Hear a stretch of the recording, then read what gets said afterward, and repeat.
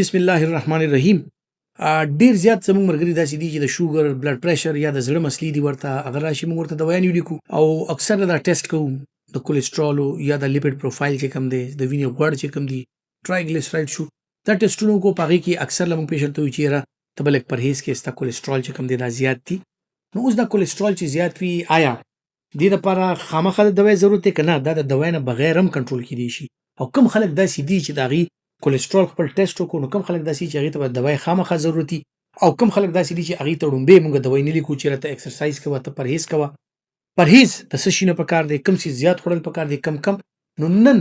خبره کوو د کولیسټرول باره کې یا لیپید پروفایل باره کې یا ستاسو د وینې د غوړو باره کې. عزتمندو دا د وینې غوړ چې کوم دي دا زموږ د بدن لپاره ډیر زیات ضروری دي ځکه چې زموږ په بدن کې کم هارمونز جوړیږي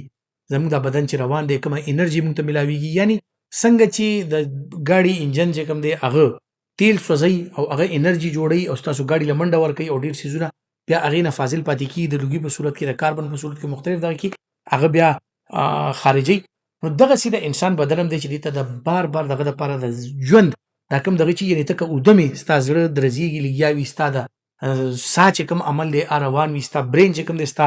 باډي کنټرول کوي لګیا وي نو 24 غنټې مسلسل دا سیز روان دی تر 80 اتیا سل کاله پورې د چا عمري دا کې روان وي نو څه سیسټم داسې چې بالکل نه بندېږي هغې دپاره مسلسل د یو انرژي ضرورت شته په بدن کې. نو ستا د انرژي پاور هاوسز چې کوم دي چې کوم ستا بدن له انرژي جوړي هغې ته د خوراک ضرورت دی هغې کې کاربوهایډریټس هغې کې فیټس هغې کې مختلف داسې څیزونه دي چې سورسز دي یعنی هغې نه ستا بدن انرژي حاصلوي. اوس دغه انرژي چې کومه موږ واخیسته کاربوهایډریټس په صورت کې د فیټس په صورت کې د چربي په صورت کې د تیل غوړو په صورت کې دا موږ واخیسته نو څه خو هغه ټایم سره زموږ بدن استعمال کړي انرژي ترنه جوړه کړي او استعمال کړي خو چې څه استعمال نشي هغه بیا سټور کېدل شروع شي یعنی چې که فرض کړه کله ماته ضرورت شو زه به استعمالوم نو دا سټور کېدل چې کوم دی مختلف اعضا کې هم کېږي او په بدن باندې د چربي په صورت کې هم دا راجمع کېږي نو دې سره د انسان دا وزن زیاتېدل او دا څیزونه کېدل دا کېږي. خو که دا د ضرورت نه ډېره زیاته شي یا زموږ د وینې چې دا کمه چربي ده کولیسټرول دی پکې ټرایګلیسرایډز دی پکې دا زیات شي نو دا اکثر له زموږ رګونو کې هم کینی او زموږ د رګونه تنګ کي د هغې د وجې نه موږ د رګونه چې کوم دی ایتروسکلیروسس ورته وایي یعنې دا دې کې الاسټیسټي چې کومه ده ختمه شي او دا یو داسې پایپ ته جوړ شي چې کوم ایکسټینډ کېدی نشي کم پریشر نشي برداشت کولی نو بیا د بلډ پریشر مسلې د فالج مسلې خصوصا د رګ شلیدلو هیمریج یا د رګ بندېدلو چې د کولیسټرول پلیک راشي او رګ بند کړي نو دا فالج کېدلو دا مسلې ورسره زیاتې شي. کومو خلکو ته چې مونږ ټیسټ وکړو کولیسټرول زیاتې ورته چې تا ته خطره ده د زړه رګونه به دې بند شي یا به تا ته فالج وشي یا به تا ته داسې څیزونه وشي نو دغه خلکو کې دا کولیسټرول کنټرول کول دا د حد نه زیات وي دا کنټرول کول دا بیا ډېر زیات ضروري شي. اوس که تاسو ټیسټ وکړو ستاسو کولیسټرول زیات وي یا د وینې نور غوړ چې کوم ټرایګلیسرایډ های ډنسټي لیپوپروټینز لو ډنسټي لیپوپروټینز نو دا داسې څیزونه چې دا په وینه کې ګرځي راګرځي څه څیزونه چې کوم د ستا وینې نه کولیسټرول وباسي بهر ته څه چې کوم دی واپس ستا وینې ته راولي نو دا څیزونه دا ډېر زیات ضروري دي چې تاسو ته پته وي چې په وینه کې یوازې صرف د کولیسټرول غوړ نه دي دې نه علاوه ټرایګلیسرایډ کایلومایکرونز مختلف قسم څیزونه داسې دي های ډنسټي لو ډنسټي لیپوپروټین چې کوم په هغه لیپید پروفایل کې راځي نو هغې کې څه زیات شي څه کم شي څه دغه شي نو دې ستاسو په صحت باندې یقینا د کمی او د زیاتي علامات هم وي او اثرات هم وي. جناب راځو تاسو ټیسټ وکړو تاسو ته شوګر نشته بلډ پریشر نشته جنرالي خپل ډاکټر له لارې ټیسټ هم وکړو تاسو ته وایي چې ستاسو کولیسټرول زیات دي نو دې لپاره ضروري نه چې تاسو دوايانې شروع کړئ. دې لپاره لومبې وجه معلومولی چې دا ولې زیات دي جنیټیک فیمیلیل یعنې چاته جنیټیکلی دا وي چاته موروثي طور داسې وي په ټول خاندان کې دغسې دغې چې مانده کوته وي خو د دې به کولیسټرول زیات وي دغه خاندانونو کې بیا د زړه مسلې د ګردو مسلې ده بلډ پریشر مسلې دا هم زیاتې وي نو دغه خلک بیا چې کم دی نو راشو هغه طرفونو ته چې کم دا داسې خلک دي چې دې ته داسې هېڅ مسلې نشته جنیټیک نه دي دغه نه دي فیمیلیل نه دي خو بس عادتونه داسې دي چې سهار راپاسه خوراک کوه غوړې م خوره زیړې م خوره او بیا چې کوم د ایکسرسایز مه کوه کله اوده کېږه کله چې کوم دی نو خپل په کرسۍ کې ناست اوسه یا کار روزګار داسې دی چې ناسته زیاته ده ایکسرسایز نشته نو د خدای بنده چې تاسو وخوړل خو دې ایکسرسایز په طور یا دغه په طور استعمال نشو هغه یوټیلایز نشو ستا بدن کې زیاتي شو او سټور شو نو وزن به دې هم زیاتېږي کولیسټرول به دې هم زیاتېږي او دا ټول څیزونه به ورسره زیاتېږي نو سیډنټري لایف سټایل دا یو بل امپورټنټ شی دی چې کوم د کولیسټرولو په زیاتېدو کې د دې رول دی. اوس که دا کولیسټرول زیات وي نو څنګه چې ما وایي چې تاسو ته شوګر بلډ پریشر د زړه مسلې د دماغو مسلې فالج مسلې دا ډېر زر کېدی شي د نورو خلکو نه تاسو ته زیاته خطره ده چې تاسو ته د وشي که ستاسو کولیسټرول زیات وي. راځو اوس هغه خلکو ته چې ډاکټر په دا زیری وکړو چې وروره ستا خو د وینې غوړ زیات دي یا لیبارټري والا ټیسټ وکړو چې وروره ستا خو دا زیات دي نو دله څه کول پکار دي. اوس په دې کې که داسې یو مریض دی چې دته شوګر بلډ پریشر یا د زړه مسلې دي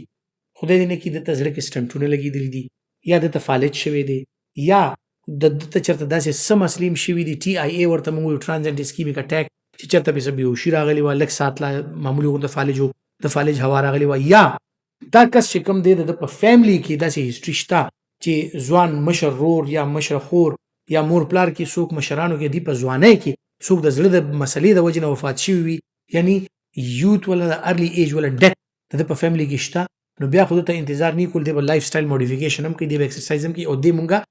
په دوا باندې شروع کو چې ته یا شوګر دی یا بلډ پریشر د زړه مسله یا فالج مسله دغه د یا په خطر کې دی نو دی په دوا باندې شروع کو او که چاته دا مسلې نه وي نارملی هغه خپل خوراک کنټرول کولی شي د شوګر بلډ پریشر یا د فالج یا د فیملی هیستوري کې داسې څه مسله نشته سټنټ نه دی لګېدلی نو ضروري نه ده چې د کولیسټرول زیات دي او دته مونږه دوی شروع کو د ټولو نه لومبې تر میاشتو پورې ته مونږ وایو ته خپل خوراک کې خیال وساته خپل خوراک چې کوم دی کې غوړ کم کا ایکسرسایز زیات کوه نو دې سره به ستا صحت ښي او بیا وقتاً فوقتاً مونږ د ټیسټونه کوو مونږ ګورو چې د کولیسټرول د وینې دا غوړ دا لاندې راځي که نه راځي نو دا اکثر دې سره کنټرول شي. ایکسرسایز نه بعد جناب خوراکونو ته راځو خوراکونو کې هغه څیزونه اوایډ کول دي چې کوم سره ستا د وینې غوړ زیاتېږي لکه دا ډېر زیات غوړ څیزونه دا ډېر د تیلو والا چربۍ والا څیزونه دا کمول دي خواږه کمول دي سبزي فروټ دا څیزونه زیات استعمالول دي د سرې غوښې نه یعنی مټن او بیف چې کوم دی دې نه زیات توجه ورکول دي په وایټ میټ باندې یعنی چکن او فش دې سره ستاسو کولیسټرول خصوصا د مهي غوښې سره د اومیګا 3 پکې دا کولیسټرول راکمېدی هم شي یعنی زیاتېږي خو به نه بلکې الټا افیکټ کوي چې دا به انشاءالله راکم هم شي. نو دا داسې څیزونه دي که خوراک کې تاسو د دې خیال وساتئ تاسو خپل کولیسټرول نارمل ته راوستی شي. اوس خوراک کې کم داسې څیزونه دي که هغې موږ استعمال زیات کړو په خپل خوراک کې نو هغې سره زموږ د کولیسټرول کمېدی هم شي. هغې کې جناب یو 3 څیزونه درته ښیم چې ټوله نومې پکې اوږه ده یعنی لهسن ادرک دی او دالچیني دا 3 څیزونه داسې دي چې زموږ په مسالو کې مې زموږ کټوۍ روټۍ کې مې که دا موږ استعمال کوو د دې او د دې استعمال لږ دغه مطابق د خپل ضرورت مطابق لږ شان زیات کړو نو دا څیزونه ادرک لهسن او دا دالچیني چې کوم دی دا تاسو له هیلپ درکولی شي چې تاسو کولیسټرول دا نیچرلی کم کړي. دې نه علاوه که تاسو سوچ وکئ نو کاوا یو داسې څیز دی اکثر که تاسو وګورئ د غوښې مخ خلک ورکوي کاوا ورپسې وڅښي نو دې کاوې کې فلیونایډز دي ورکې مختلف داسې نور څیزونه دي کیفین دي دغه دي چې ستاسو میټابولیک ریټ لږ ښه کړي او ستاسو د انرژي کنزمپشن لږ زیات شي نو دې سره هم تاسو کولیسټرول وغیره کمولی شي. دا جنرالایز څیزونه دي چې دې سره تاسو قدرتي طور کولیسټرول کمولی شي. بیا جناب د ټولو نه زبردست څیز که تاسو ته هغه څیزونه چې کوم فایبر دی خصوصا د سپېغلو ست دا که موږ وخورو نو زموږ په کولمو کې چې کوم فیټس راشي نو هغه دا ابزورب کړي جذب کړي هغه خپل ځان کې جذب کړي او هغه زموږ وینې ته تلل نه پرېږدي نو ستاسو کولیسټرول نه زیاتېږي او ستاسو کولیسټرول نیچرلی چې کوم دی نو دی هغه سره کمیږي ستاسو ورسره قبض نه هاضمه به هم ښي او که د سپېغلو ست استعمال کوئ نو د کولیسټرول یا د لیپډ پروفایل امپروف کولو د ټول نه ښکلې نیچرل طریقه چې کوم دی هغه دغه د دې استعمال وکړئ ورسره چې کوم دی فروټ سبزیانې دا زیات استعمال کوي غوړ خواږه ختم کوي ایکسرسایز کوي ریګولر نو ان شاء الله ستاسو لیپډ پروفایل به چرته هم نه خرابېږي. امید لرم چې دا معلومات به ستاسو لپاره فایدهمند وي او که فایدهمند وي نو دا ویډیو لایک ضرور کړئ شیر ضرور کړئ او خپل ډېر خیال ساتئ.